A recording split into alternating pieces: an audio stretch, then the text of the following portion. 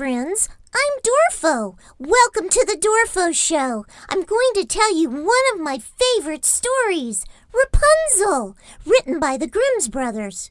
Once upon a time, there was a man and a woman who had a long, but to no avail, wished for a child. Finally, the woman came to believe that the good Lord would fulfill her wish. Through the small rear window of these people's house, they could see into a splendid garden that was filled with the most beautiful flowers and herbs. The garden was surrounded by a high wall, and no one dared enter because it belonged to an enchantress who possessed great power and was feared by everyone. One day, the woman was standing at this window, and she saw a bed planted with the most beautiful Rapunzel. It looked so fresh and green that she longed for some. It was her greatest desire to eat some of the Rapunzel.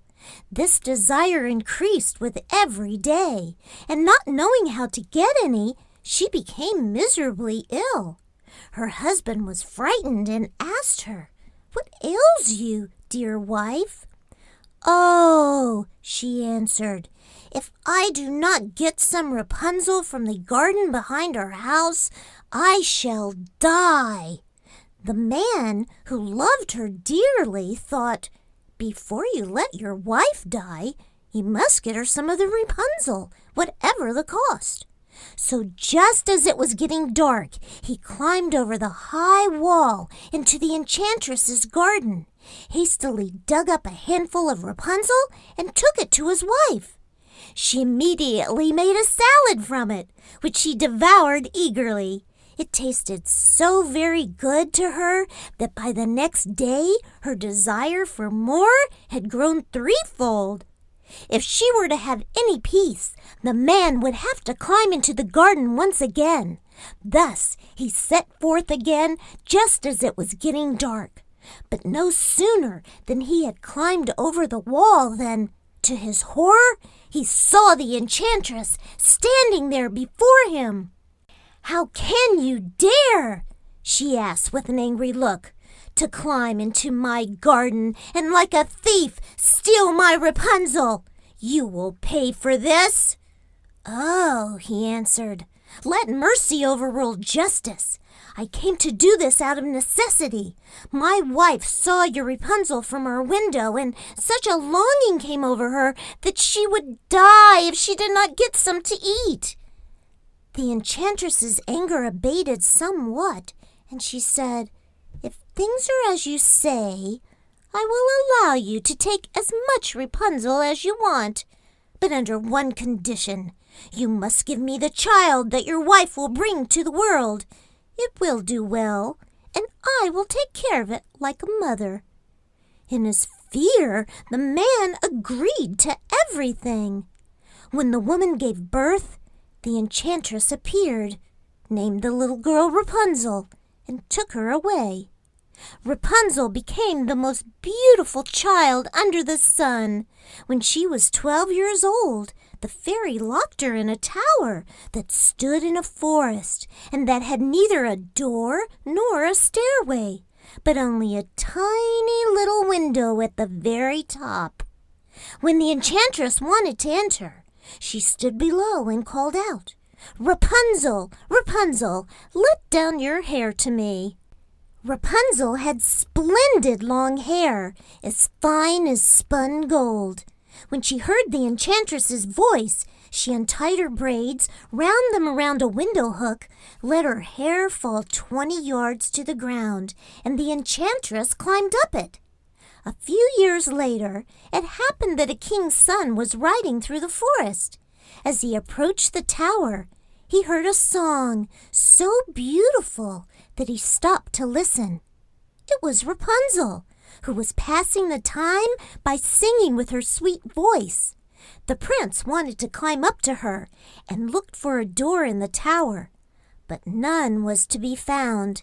He rode home, but the song had so touched his heart that he returned to the forest every day and listened to it. One time, as he was thus standing behind a tree, he saw the enchantress approach and heard her say, "Rapunzel, Rapunzel, let down your hair." Then Rapunzel let down her strands of hair, and the enchantress climbed up them to her. "If that is the ladder into the tower, then sometime I will try my luck." And the next day, just as it was beginning to get dark, he went to the tower and called out, "Rapunzel, Rapunzel, let down your hair." The hair fell down, and the prince climbed up. At first, Rapunzel was terribly frightened when a man such as she had never seen before came into her. However, the prince began talking to her in a very friendly manner, telling her that his heart had been so touched by her singing that he could have no peace until he had seen her in person.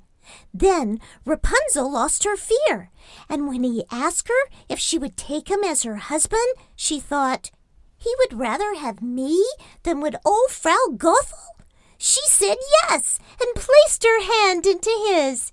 She said, "I would go with you gladly, but I do not know how to get down.